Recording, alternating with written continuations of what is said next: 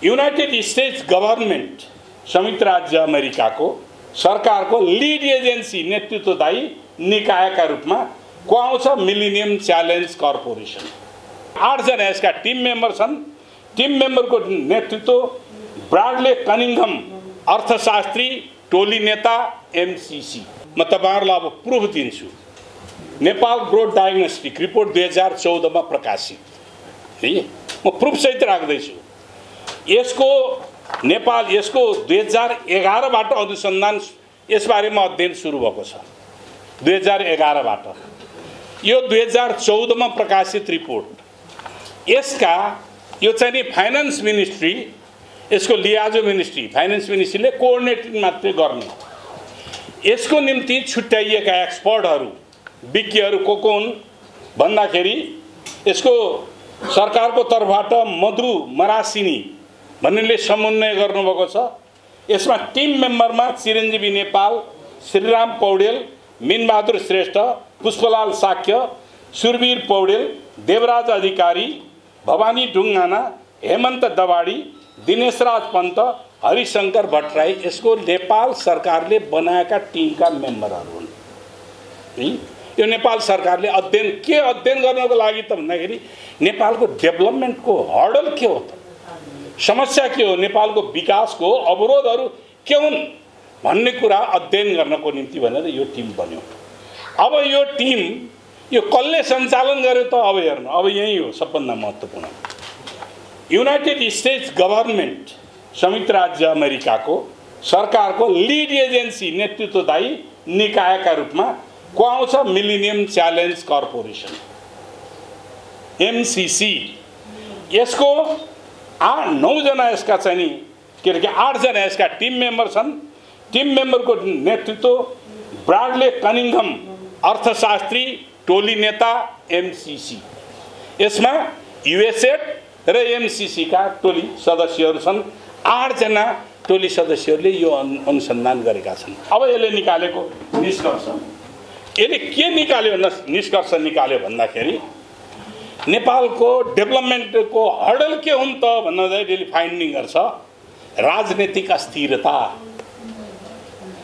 अस्थिर सरकार, नीति कार्यान्वयनमा अनिश्चितता, श्रम नियमन ऐनमा जडता, कानुनी जटिलता, खराब सडक, महँगो ढुगानी, विद्युत आपूर्ति कमजोर पोर सप्लाई र सबैभन्दा महत्त्वपूर्ण कुरो के भने भ्रष्टाचार। यसले निकालेको फाइन्डिङ हो। यो फाइन्डिङमा म सहमत छु। तर यो सेलेक्सन प्रोजेक्ट सेलेक्सन कसरी भयो त यो फाइन्डिङ दिँदै सँगसँगै यो प्रोजेक्ट सेलेक्सन गर्नका निम्ति थ्रेसहोल्ड भनेर दिएको छ। थ्रेसहोल्ड जसलाई पार गर्नुपर्ने संहार 20 वटा जति त्यसका बुदाहरू छन् थ्रेसहोल्ड। अब त्यो थ्रेसहोल्डमा यी कुराहरू यो पूरा भएपछि मात्रै बल्ल अगाडि बढ्ने हो। अनुदान दिने अमेरिकी नीति भन्छ। अमेरिकी नीति। अब त्यो अमेरिकी नीतिमा यो थ्रेसहोल्ड का कतिवटा कुरा भयो त नारी रेयरली एन्ड पोरली 8 वटा बुदा मात्रै पुरा भएको छ। प्रिन्सिपली के रहेछ त भन्दाखेरि 2/3 थ्रेसहोल्ड का 2/3 पूर्वाधारहरू पूरा भएमा मात्रै बल्ल अनुदान दिने नेगोसिएसन गर्न सकिने व्यवस्था रहेछ। उनीहरूको प्रिन्सिपल त्यो देखियो। अहिले अध्ययन गर्दै जाँदाखेरि त्यो देखियो। त्यसकारणले गर्दाखेरि यो हाम्रो भन्छ नि हामीले छनौट गरेर ल्याएको हाम्रै हो भन्ने कुरा 100% झुट हो। 100% झुट हो। यो अमेरिकाले अगाडि सारेको नीति अन्तर्गत ल्याएको एउटा स्ट्र्याटेजिकली रणनीतिक रूपले अगाडि सारेको प्रोग्राम हो। यो अनुदान रणनीति किन के कारणले रणनीतिक रूपले अगाडि सार्यो त अब यहाँ छ। अमेरिका र एमसीसी र इन्डो पेसिफिक हामीलाई जानकारी छ। इन्डो पेसिफिक स्ट्र्याटेजी त्यो इन्डो पेसिफिक स्ट्र्याटेजीको रिलेसन के हो? इन्डो पेसिफिक स्ट्र्याटेजी कहिले सन् 2017 मा इन्डो पेसिफिक ट्रम्पको पालामा आईपीएस इन्डो पेसिफिक स्ट्र्याटेजी भनेर निर्माण भएको। यो भन्दा अगाडि 1960 देखि यस क्षेत्रमा अथवा समाजवाद र पुँजीवादको बीचको अन्तर्विरोधको बीचबाट आएका केही अन्तर्राष्ट्रिय संरचना भनेका छन्। एसिया पेसिफिक इकोनोमिक कोअपरेसन जस्ता संस्थाहरू, आसियान जस्ता संस्थाहरू, 1967 मा निर्माण भएका आसियान जस्ता संस्थाहरू, थुप्रै यस्ता संस्थाहरू बनेका छन्। अन्तर्राष्ट्रिय रूपमा अमेरिकाको राष्ट्रिय सुरक्षा रणनीति प्रधान नबनिकन त्यति बेला के गरियो त भने अमेरिकाले विश्वव्यापी रूपमा विभिन्न ढङ्गले सहायता प्रदान गर्ने। त्यसमा उनीहरूको पहिलो प्राथमिकता के देखिन्छ त भन्दाखेरि विश्वमा आफ्नो प्रभुत्व कायम गर्न, कहिलेकाहीँ क्रिस्चियनाइजेसन क्रिस्चियनाइजेसनको माध्यमबाट पनि, कहिले पोलिटिकल एलायन्स निर्माण गरेर विश्वमा ध्रुवीकरण गर्ने प्रक्रियामा अमेरिकाले काम गरेको छ। सन् 2001 मा ट्विन टावरको घटना पछाडि एमसिसी को अवधारणा 2002 मा मेक्सिको अन्तर्राष्ट्रिय स्तरको ब्याङ्कर्सहरूको बैठकमा जर्ज डब्ल्यू बुश जुनियरले यो अवधारणा अगाडि राखे। त्यो अवधारणा राख्ने बेलामा के भएको छ भने संयुक्त युएनओले संयुक्त राष्ट्रसङ्घले धनी देशहरूले गरिब देशहरूलाई आफ्नो बजेटको 0.7% बजेट अनुदानका निम्ति उनीहरूको इन्फ्रास्ट्रक्चर डेभलपमेन्ट गर्नको निम्ति छुट्याउनु पर्छ भनिएकोमा त्यहाँ अमेरिकाले 0.3% छुट्याउने कमिटमेन्ट गरेको छ। त्यो कमिटमेन्टको साथसाथै यो थ्रेसहोल्ड राखेर मात्र दिने कुराहरू गरिएको छ। यो यसको सिचुएसन हो 2017 मा। अनि त्यसपछि 2003 को डिसेम्बरमा एमसिसी एक्ट पास भएको छ। 2003 को डिसेम्बरमा एमसिसी एक्ट सिनेटले पास गर्यो। 2004 को जनवरीबाट यो अपरेसन भएको छ। एमसिसीले सहायता दिन थालेको 2005 बाट मडागास्कर र हन्डुरासमा पहिलो पटक उसले चाहिँ मडागास्कर र हन्डुरासमा उसले पहिलो पटक अनुदान दिएको छ। र अहिले मडागास्करको स्थिति लगभग संसारभरि अहिले 12वटा राष्ट्रहरूले अमेरिकाले दिएको यो सहायता सम्बन्धमा त्यहाँ चाहिँ धेरै प्रकारका विद्रोह भए, जनताका विरोध भए, तीहरू क्यान्सल भइसकेका छन्। एमसिसी नेपालको राष्ट्रिय हितका निम्ति बनेको बनाइदिएको भन्ने कुरा जो गरिरहेका छन् तिनीहरूले 100% झुट बोलेर नेपाली जनतालाई बेवकुफ बनाउन खोजिरहेका छन् भन्ने मात्रै। म अलि स्ट्रेटली नै भने मेरै पार्टीको नेताले पनि यसलाई समर्थन गरे भने म देशद्रोही भन्ने छु। यसलाई पास गर्ने कुराहरू गरे भने म देशद्रोही नै भन्ने छु, किनभने यो देशको हितको विरुद्धमा छ। यति मात्रै छैन, यसका धेरै कुराहरू छन्, यसका पार्टहरू, यसका पक्षहरू धेरै पक्षहरूमा छन्।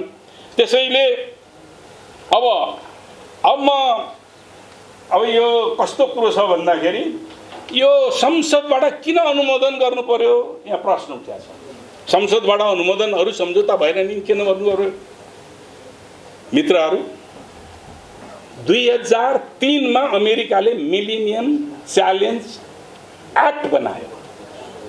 MCC millennium challenge corporation act बनायो, कानुन बनायो। 2004 मा अपरेट गर्यो। त्यही मिलेनियम च्यालेन्ज एक्ट अन्तर्गत हामीसँग सम्झौता भएको छ। यो सम्झौता भइसकेपछि यो पार्लियामेन्टले इन्डोर्स गरिदियो भने के हुन्छ? यो ऐन बन्छ। यो ऐन बन्यो भने के हुन्छ? मिलेनियम च्यालेन्ज एक्टलाई हामीले फलो गर्नुपर्ने हुन्छ। अमेरिकाको कानुनलाई हामीले पनि मान्नुपर्ने हुन्छ। अब यो अमेरिकाको कानुनलाई हामीले पनि मान्नु पर्नका निम्ति किन भन्दाखेरि पार्लियामेन्टले कानुन पास गरिसकेपछि त अर्कोचोटि त्यो कानुन नफेरेसम्म त त्यो जीवित हुन्छ। त्यही जीवित कानुनको भित्रबाट अमेरिकन इन्ट्रेस्टहरू यहाँ सबै प्रवेश गर्ने गरेका छन् यही कानुनको भित्रबाट। त्यस कारणले यो कानुन बनिसके पछाडि पार्लियामेन्टले कानुन फेर्न अलिक जटिलै हुन्छ। कानुन फेर्नका निम्ति अलिक जटिलै पर्छ। किन जटिल पर्दछ? हाम्रो पोलिटिकल सिस्टममा हाम्रो चाहिँ मुलुकमा के देखिन्छ भने संसारमा त्यो देखिया छैन के।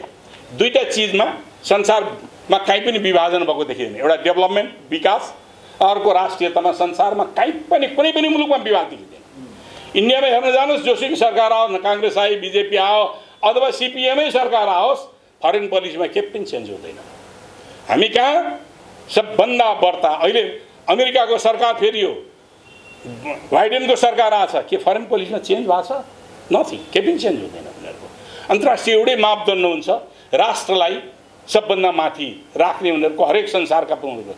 तर हाम्रै मुलुक हो जहाँ डेभलपमेन्टमा पनि विवाद हुन्छ, विकासमा पनि विवाद हुन्छ, राष्ट्रियतामा पनि विवाद भइरहेको हुन्छ। राष्ट्रिय सार्वभौमिकताका प्रश्नहरूमा कसैले यसलाई राष्ट्रघाती देखिरहेका छौँ, कसैले यसलाई हाम्रो देश विकास गर्ने स्वर्गको अनुपम दस्तावेजको रूपमा बुझ्ने गरेका छौँ। के सत्य त्यस्तै हुन्छ? सत्य यी तथ्य एउटा हुन्छ, सत्य धेरै हुन्छ अरे के? सत्य मेरो सत्यता हो, मैले देखेको सत्यता हो। तथ्य त एउटै हुन्छ, फ्याक्ट त एउटै हुन्छ। जतिसुकै भए पनि फ्याक्ट केही पनि हुँदैन। सत्य एउटा दृष्टिकोण हो, तथ्य के हो भने युनिभर्सल चिज हो। त्यस कारणले गर्दाखेरि यो स्थिति हो। अब मैले यो कुराहरू तपाईँहरूसँग यी धेरै विषयमा चाहिँ आज राख्न चाहिन भन्दाखेरि यो विषयमा धेरै कुराहरू आइसकेका कारणले गर्दाखेरि चाहिन। अब योसँग जोडिएका अरू फेरि उहरू आउने गर्दछन्। अहिले हामीलाई के जाँच्ने गरिएको छ भने एमसिसी र आइपिएस र बिआरआई एउटै हुन् भन्ने गर्छ। बेल्ट एन्ड रोड इनिसिएटिभ चीनले अगाडि सारेको र एमसिसी अमेरिकाले सारेको। चीनले 2013 मा सार्यो, अमेरिकाले 2017 मा सार्यो। म तपाईँहरूलाई उनीहरूकै डकुमेन्ट हेरेर निकालेको निष्कर्ष म बताइदिन्छु। बिआरआई को अवधारणा, बिआरआई को अब्जेक्टिभ के रहेछ भन्दा ग्लोबल पिस एन्ड फ्रेन्डशिप एउटा, कनेक्टिभिटी संसार सम्बन्ध दुईटा, शेयर्ड फ्युचर फर म्यानकाइन्ड मानव जातिको लागि भविष्य, साझा भविष्यको निर्माण, common development, share prosperity and cooperation, economic cooperation, cultural exchange. यसको बिआरआई का अब्जेक्टिभ मैले जति डकुमेन्ट भेटेँ त्यहाँ सेक्युरिटी सम्बन्धी एउटा शब्द पनि कहीँ परेको छैन। सुरक्षा सम्बन्धी एउटा शब्द सेन्टेन्स के शब्द पनि परेको छैन। अब यो आइपिएस को के छ? कम्ब्याटिङ टेररिस्ट थ्रेट भन्छ। अब कम्ब्याटिङ टेररिस्ट थ्रेट भन्ने बित्तिकै म यहाँहरूलाई एउटा कुरा बताइदिइहालौँ यससँग जोडेरै। यो डकुमेन्ट पेन्टागनले निकालेको डकुमेन्ट हो। यो Indo Pacific strategy, Indo Pacific चाहिँ नि स्ट्रेटेजी रिपोर्ट हो। 2019 मा जुन 1 मा निकालिएको रिपोर्ट हो। यसमा के भन्छ भन्दाखेरि ग्लोबल पोलिटिक्सको सम्बन्धमा यसले एक दुईटा कुराहरू बडा रमाइला कुराहरू गरेको छ। People's Republic China is a revisionist country. उसको अहिले सबभन्दा द्वन्द्व उसैसँग भइरहेको छ। People's Republic China is a revisionist country. अब अर्को भन्छ Russia is a revitalise malign actor. है, मैले अङ्ग्रेजीको अनुवाद त गरिदिनु पर्दैन नि, पत्रकारहरू विज्ञ हुन्छ है। यो पुनरुत्थानवादी दुष्ट शक्ति भनेर चाहिँ नि गरिरहेको छ है। अब अर्को ठाउँ भन्छ उत्तर कोरिया, नर्थ कोरिया। नर्थ कोरियालाई के भन्छ भने रक स्टेट, दुष्ट बदमास राज्य भनेर चाहिँ उसले चाहिँ नि भन्ने हुन्छ। अब मैले यो किन उठाएँ भन्दाखेरि यो यससँग जोडिएको। अब अमेरिकाले यो भन्छ एमसिसी को सम्झौतामा के उल्लेख छ? म त्यही कुराहरू यहाँलाई राखेर मात्रै म भन्नु खोज्छु। एमसिसी को सम्झौतामा के छ भन्नुहुन्छ भने एमसिसी वित्त व्यवस्था उपयोग र प्रस्तुत सम्झौता निरन्तर कार्यान्वयन वा कार्यक्रमले वर्तमान वा भविष्यमा लागू हुने प्रचलित कानुन वा संयुक्त राज्य अमेरिकाको सरकारको नीति उल्लङ्घन गरेमा एमसिसी खारेज गर्ने। वर्तमान वा भविष्यमा बन्ने कानुन है, अहिले बनेको कानुनको पनि विरोध हुनु भएन, भविष्यमा बन्ने कानुन। अर्को 6.4 ले के भन्छ? यहाँ 6 को चाहिँ उसमा लागू हुने कानुन प्रस्तुत सम्झौता एक अन्तर्राष्ट्रिय सम्झौता हो र सोही अनुरूप यो सम्झौताका हकमा अन्तर्राष्ट्रिय कानुनका सिद्धान्तहरू लागू हुनेछन्।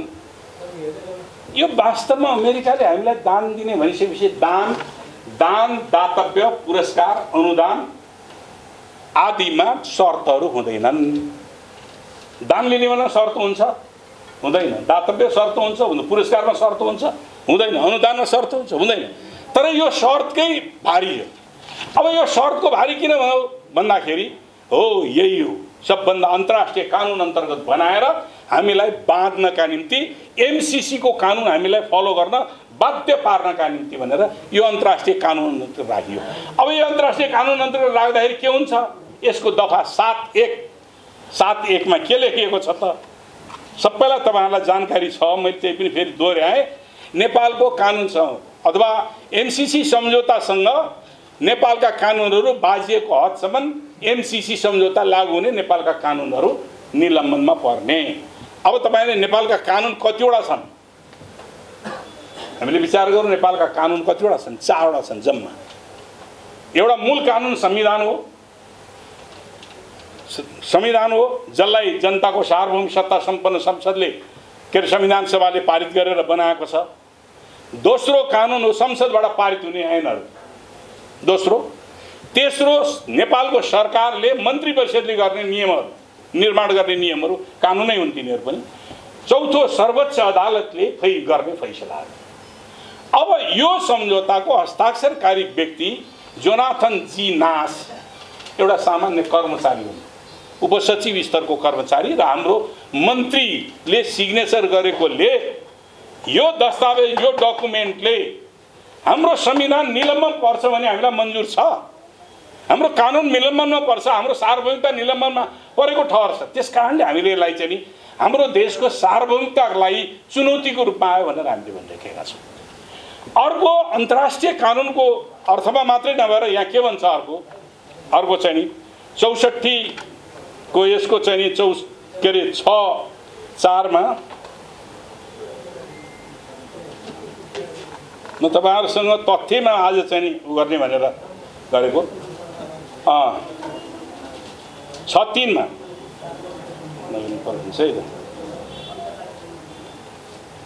अर्को यो के भन्छ के अरे 6(3) ख मा हो के अरे 6(2) ख मा पढ्नुस् है। यो 6(2) ख 6(3) कार्यक्रमका सम्बन्धमा प्रस्तुत सम्झौता र अन्य कुनै सम्झौतामा बाजिएमा परस्पर असंगत भएमा प्रस्तुत सम्झौता अमान्य, प्रस्तुत सम्झौता लागू हुने। यो डेन्जरस। यो भने के हाम्रो देशले अरु कुनै मुलुकसँग कुनै सम्झौता गर्यो, चीनसँग गर्यो, उसँग चाहिँ के अरे कोरियासँग गर्यो, बा चाहिँ रुससँग गर्यो, बा भारतसँग गर्यो भने यदि त्यो गरेको सम्झौता अहिले हामीले गरेको सम्झौतासँग बाजियो भने त्यो सम्झौता खारेज हुन्छ। त्यसको यही हो। कार्यक्रमका सम्बन्धमा प्रस्तुत सम्झौता र अन्य कुनै सम्झौता बाजिएमा बा परस्पर असंगत भएमा प्रस्तुत सम्झौता लागू हुने, यो सम्झौता लागू हुने। हाम्रो स्वतन्त्र देशले अरु कुनै मुलुकसँग हामीले गर्ने सम्झौता लागू हुने कि नहुने? अमेरिका र अहिले एउटा उदाहरण दिन्छु म। अमेरिका र के अरे इरानको बीचमा दुश्मनीपूर्ण सम्बन्ध छ। अमेरिका र भारतसँग के अरे अमेरिका र भारतको मैत्रीपूर्ण सम्बन्ध छ, भारत र इरानको मैत्रीपूर्ण सम्बन्ध छ। त्यो मात्र नभएर हाम्रै उदाहरण हेरौँ। अमेरिका र चीनको प्रतिद्वन्द्विता छ। हामीले चीनसँग सम्झौता गर्न पाउने कि नपाउने? जो हाम्रो इन्ट्रेस्टमा छ, अमेरिकाको कानुनको विपरीत हुन्छ, एमसीसी कानुनको विपरीत हुन्छ, तर हामीले गर्न पाउने कि नपाउने भन्दाखेरि यो सम्झौताले के भन्छ? नपाउने भन्नुहुन्छ। यसले नपाउने हाम्रो सार्वभौमिकतामाथि यसले खण्डित गर्यो। मैले आज यहाँसँग अलिकति बेग्लै ढङ्गले यसका केही तथ्यहरूसँग जोडिएर मात्रै मैले कुरा गर्न खोजिरहेको छु। त्यसैले हाम्रा अनि यो चाहिँ नि जो पुनरुत्थानवादी, दुष्ट, संशोधनवादी, बदमाश राज्य भनेको छ, त्यो त उसका दुश्मन राज्यहरू भए। त्यो दुश्मन राज्यहरूसँग नेपालको त कुनै दुश्मनी छैन। नेपालको दुश्मनी नभएको राज्यसँग हामीले सम्झौता गरेर हाम्रो व्यापार, हाम्रो लगानी, विस्तार आदि चीज गर्ने कि नगर्ने? जस्तो कोरिया, नर्थ कोरिया टनल टेक्नोलोजीमा सबभन्दा राम्रो मानिन्छ। टनल टेक्नोलोजीमा नर्थ कोरियासँग हामीले टनल टेक्नोलोजीको उपयोग गर्न बारेमा हामीले चाहिँ नि सम्झौता गर्न पाउने कि नपाउने? नपाउने। अमेरिकाका कारणले हामीले हामी कहाँ बसेका व्यापारीहरूलाई नेपाल सरकारले निष्कासन गरेको छ। कोरियन व्यापारीहरूलाई निष्कासन, होटल चलाएर बसेका थिए तिनीहरूलाई निष्कासन गरिएको छ। यो के हो भने अमेरिकाको कानुन हामीले मान्नुपर्ने बाध्यता भएन हो। यी यस्ता प्रश्नहरू छन् जुन प्रश्नहरूले सम्झौताले हाम्रो सिधै हाम्रो सबरिनिटीमाथि च्यालेन्ज गरेको छ। अब अरू कुराहरू त यहाँ धेरै कुराहरू चाहिँ दफामा जाँदाखेरि अरू पनि छन्। अर्को म तपाईहरुसँग अर्को पनि कुराहरू अगाडि सार्न चाहन्छु जुन कुरा आजसम्म भएको छैन। यो सोफा एग्रिमेन्ट बारेमा यहाँहरूले अवश्य पनि सुन्नुभयो होला। सोफा एग्रिमेन्टको स्टेटस अफ फोर्स एग्रिमेन्ट जुन मुलुकहरूमा एमसीसी सम्झौता भएको छ त्यो मुलुकहरूमा सोफा एग्रिमेन्टले फलो गरेको छ। अनि सोफा एग्रिमेन्टको कन्सेप्ट के हो भन्दाखेरि सुन्नुस्, यो it is an agreement between the host, उनीहरूको परिभाषा हो यो। It is an agreement between the host country and the foreign nation, stationing military forces in that country as a part of comprehensive security arrangement. यो सोफाको principal हो। अर्थात् जुन मुलुकसँग सम्झौता हुन्छ त्यहाँ गएर मिलिट्री बढ्छ, त्यसले सम्पूर्ण व्यवस्थापनको जिम्मेवारी लिन्छ। यो सोफा एग्रिमेन्ट। अर्को म यहाँहरुसँग पनि अर्को पनि कुरा गर्न चाहन्छु। अर्को पनि छ, यो हाम्रा बीचमा हाम्रो बडा ल यो नेपाल र अमेरिकाका बीचमा केही समय अगाडि लगभग 2 वर्ष अगाडि एउटा समाचार सार्वजनिक भएको थियो। मैले त्यो कटिङ गरेर राखिराखेको छु। स्ट्रेटेजिक पार्टनरशिप एग्रिमेन्ट भनेर आएको छ। यो स्ट्रेटेजिक पार्टनरशिप एग्रिमेन्ट भनेको के हो? रणनीतिक साझेदारी। अब यो रणनीतिक साझेदारीलाई यसले पुष्टि गर्छ। यहाँ मसँग एउटा डकुमेन्ट छ। यही डकुमेन्ट हो। यसले रणनीतिक साझेदारीको के पुष्टि गर्छ भन्नुहुन्छ नि, हेर्नुहोस् सबै। हामी कहाँ फसिरहेका छौँ र कहाँ फसाइँदैछ भन्ने कुराहरू हामीले विचार गरेनौँ भने मुलुकको राष्ट्रिय सार्वभौमिकता धरापमा पर्नेछ। ल अब यहाँ सुन्नुहोस्, यो यसैको रिपोर्टको पेज 36 हो। पेज 36 मा के उल्लेख गरेको छ भने आवर ग्रोइङ पार्टनरशिप भनेको अमेरिका र नेपालको आवर ग्रोइङ डिफेन्स पार्टनरशिप, हेर्नुहोस् है, our growing defence partnership can be seen the establishment of US Army Pacific Land Force talks in June 2018, our senior most military dialogue with Nepal.